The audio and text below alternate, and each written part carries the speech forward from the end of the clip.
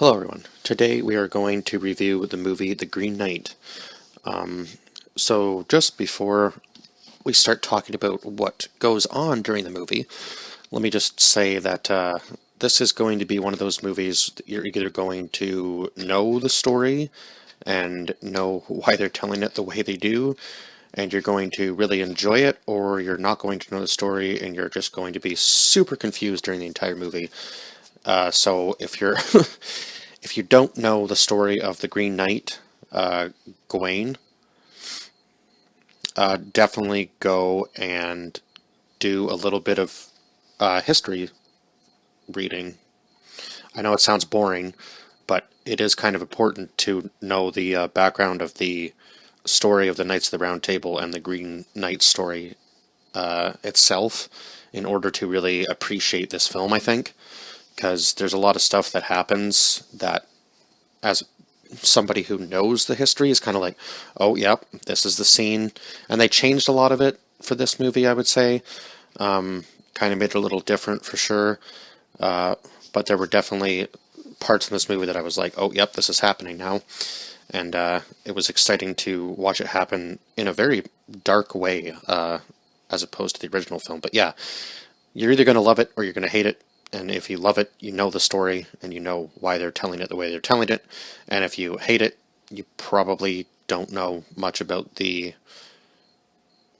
Green Knight story and background. So you definitely have to go and do some digging. And sorry, I am trying to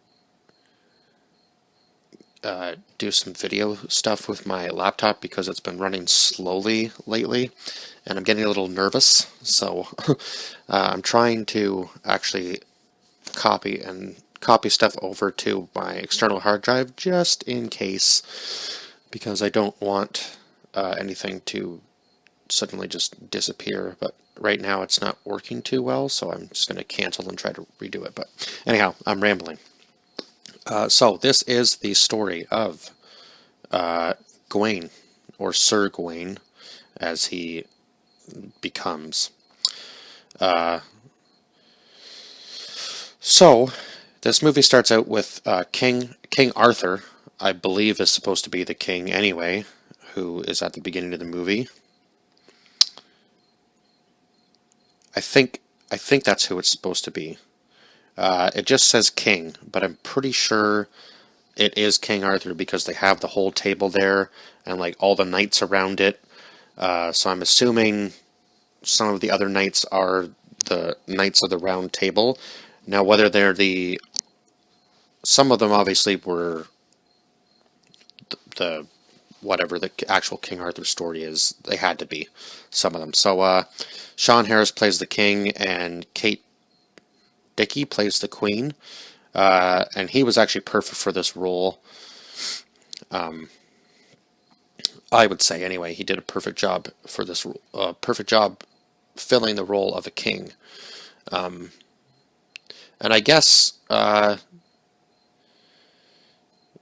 king and Gawain are related because it's his sister's child. So King Arthur is, I guess, Gawain's uncle. So that would be why he is feels super close to him right from the beginning of the movie, which was kind of different. Now, I don't know if that's actually true or whether that's just supposed to be part of this story that they were trying to throw in there. I'm not really sure, but yeah, they are related. So we find that out like literally right off the hop.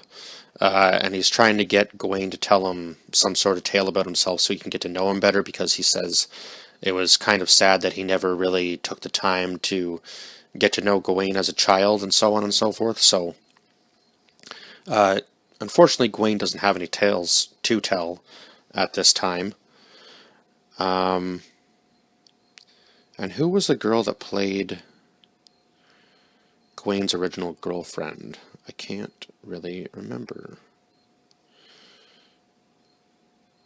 Was her name Helen? Or no, I guess it was Essel. Yeah.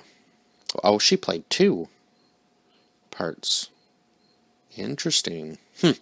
She looks very different with long hair because she has short hair at the beginning of the film when she's playing Essel, I guess, and she also plays the lady later on in the movie. But we'll get into that scene because that scene was probably one of the more interesting ones, I would say. So we get this big, huge dude, the Green Knight, coming in to lay a challenge down. And basically, his challenge is anybody, he'll let them strike him once, wherever they can, or wherever they want to, however they want to. And in 1 year hence, they will have to.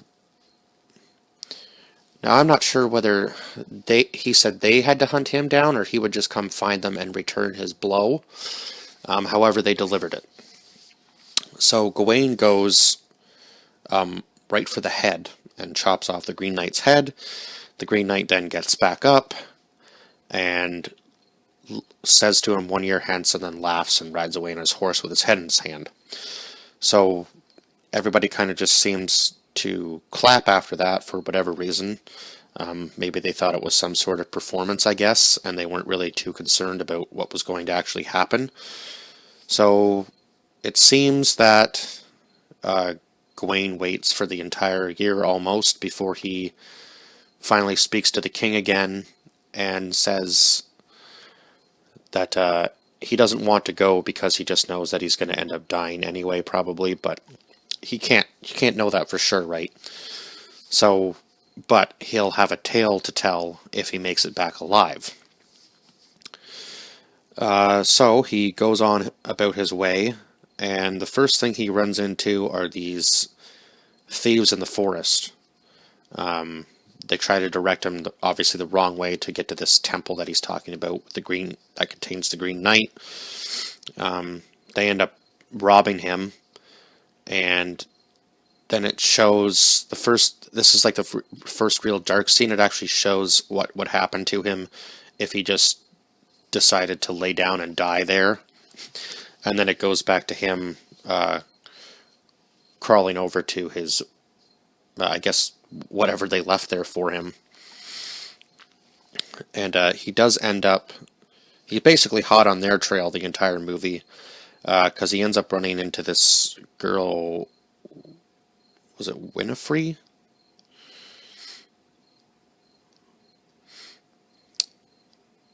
Why can't I find the girl who played her?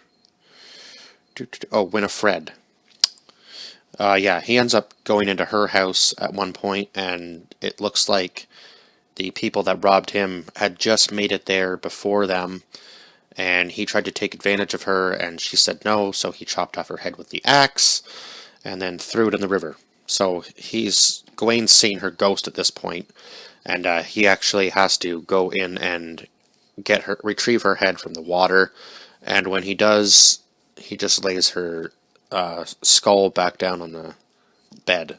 So I'm not actually sure whether he was actually like that far behind them, or yeah, like what exactly else they would have done to her, or whether that was just his imagination playing tricks on him in that house. Because yeah, that was a really interesting scene to have happen to him.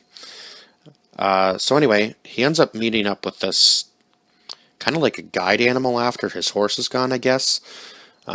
This little fox follows him around, and he ends up running into this, I'm going to call it basically the House of Temptations, because it is kind of like that, where they're both trying to, both people that live there are trying to keep him from actually completing his task. They want him to just stay there and really just kind of dive into his, I don't know, more sexual desires. It's so weird the way that house actually works. But I did recognize it when he first got there. I was like, oh, I remember this very similar scene in the Monty Python movies.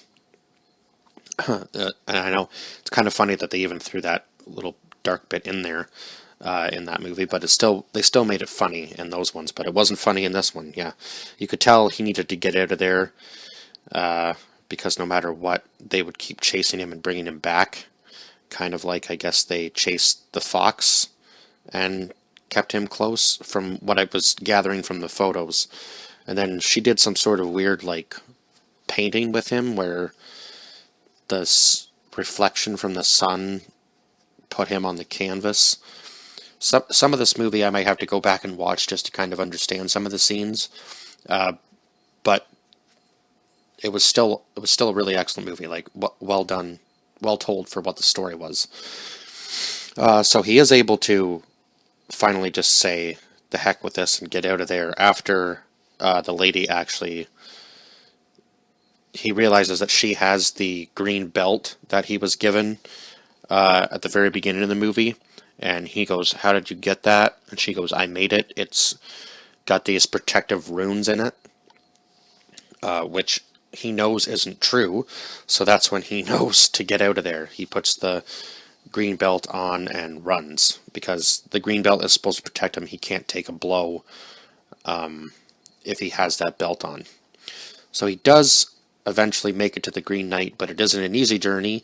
He has to travel across this land on giants. That was a super cool scene.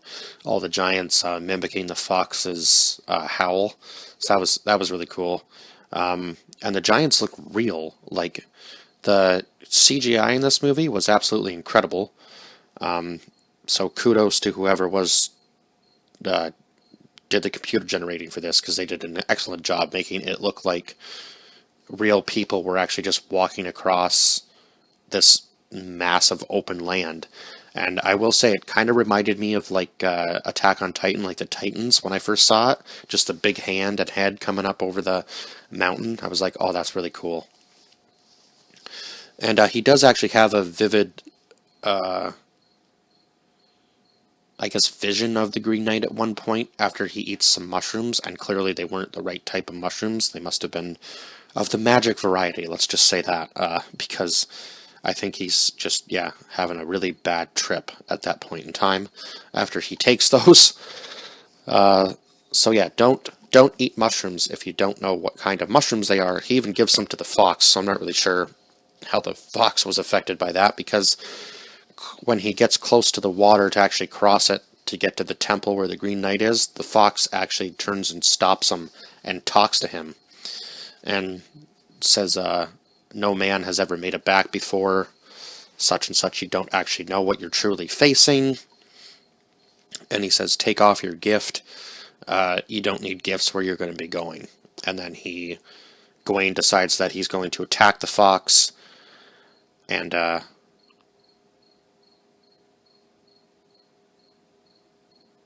fox just runs away from him. So Gawain continues on.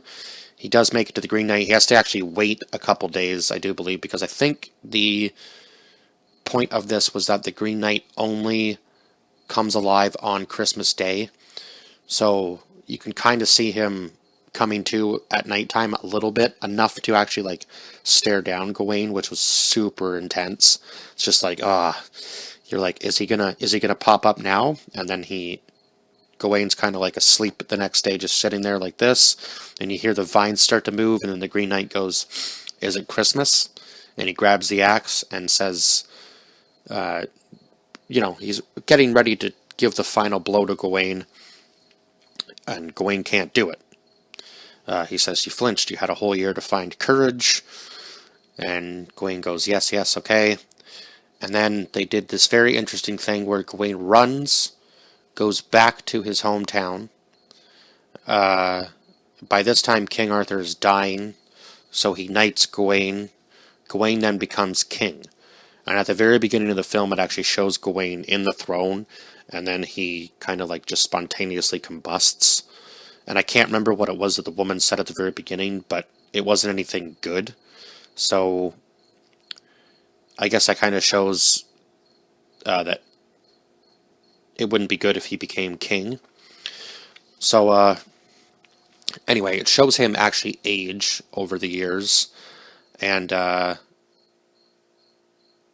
everything starts to crumble down around him. He does end up marrying Essel. They have a kid together. Then he gets divorced from her. I'm pretty sure it was actually Winifred in the scene that he's, yeah, I'm pretty sure it was actually her that he ends up marrying second after he has a child with Essel, which was really odd, I thought, because I was like, where is this going? So then he gets old, everybody starts to hate him, due to the way, now I'm not sure exactly how he's treating the people, but it seems like he's constantly out on the battlefield anyway, as far as that goes. I'm not really sure how much he's contributing to that, and it seems that he's super, super greedy, only really cares about himself. We know he's there under false pretenses because he didn't actually go through with any of the things that he said he was going to.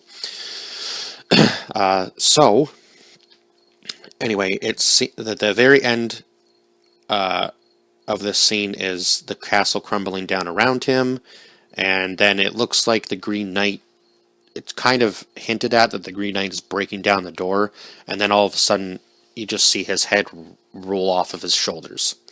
So I believe that the Green Knight just eventually hunted Gawain down and killed him. So I'm assuming Gawain was probably on the run, and because the Green Knight only has one day a year where he is actually able to physically move, it makes it very difficult for him to, keep track of him, right? So Gawain can obviously move from place to place regardless of where he is, but I think the Green Knight will always find him. That's kind of the point. So then we actually find out, we actually go back to Gawain in the temple with the Green Knight, and it's funny, that was a flash forward, and most of the time I would be like, why would flashbacks and stuff don't really work, but it works so well in this movie, so that Gawain could actually see the damage he would do if he didn't follow through with his promise. So he ends up taking off the green belt and saying to the Green Knight, he says, "Now I'm ready." And the Green Knight kneels down to him and says, "Yes, now off with your head." Because he's actually found courage. The entire time it was about him being able to find courage. And he found the courage to take off the belt and actually be able to receive a blow. So it was kind of like a serious metaphor for that anyway. But I gotta say, the attention to detail in this movie was absolutely excellent. Right from the very opening scene, just the musical scores were really good. And another guy that I recently started watching, movie reviewer, actually touched on this too, because I think it's actually important to touch on it for this one. A lot of the stuff with the musical scores that was happening in the scene matched the timing of the music. So the attention to detail in this movie was just absolutely fantastic. And the musical scores were really good, and some of the directing style I thought was very similar to a movie I just watched recently, Midsummer. Because they did like the whole camera flip thing and the eerie, dark music while the camera's flipping around. And they did the same kind of thing in Midsummer too.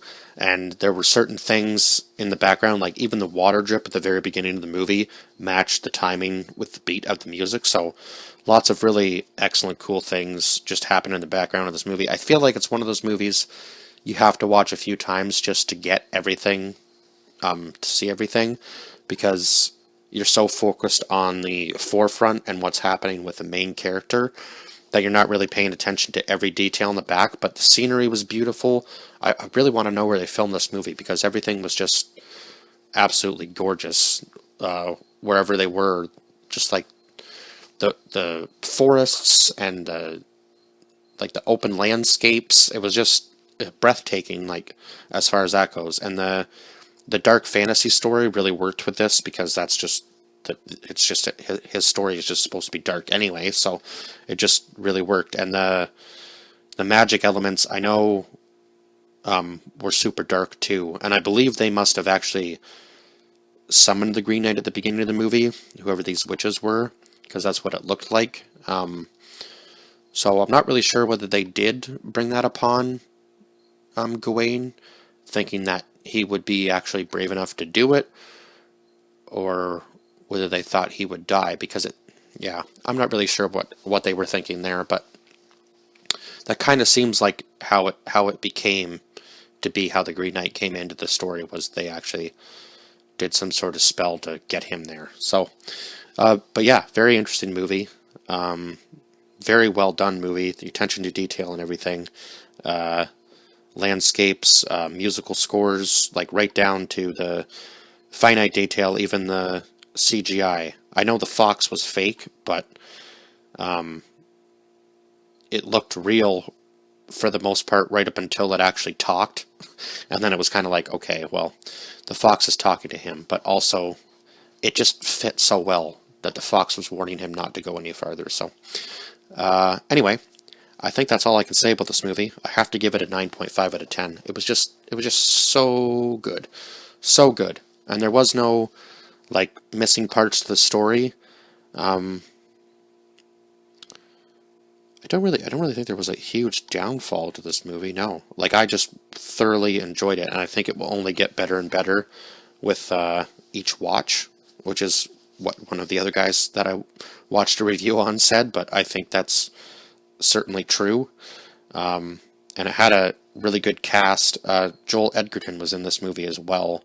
He actually was the one that played the Lord that kind of did the mind games with Gawain in the house. So yeah, very interesting. But that's all I can say about this movie. 9.5 out of 10. It's worth it. If you like the story, and you know the story, you'll enjoy this movie, I think. So as always, like, share, subscribe, comment down below your thoughts on this film if you've seen it. If not, go watch it, because it is worth a watch, and your opinion could be totally different than mine, because everybody's opinions will be different. So I will see you guys in the next one, and bye-bye for now.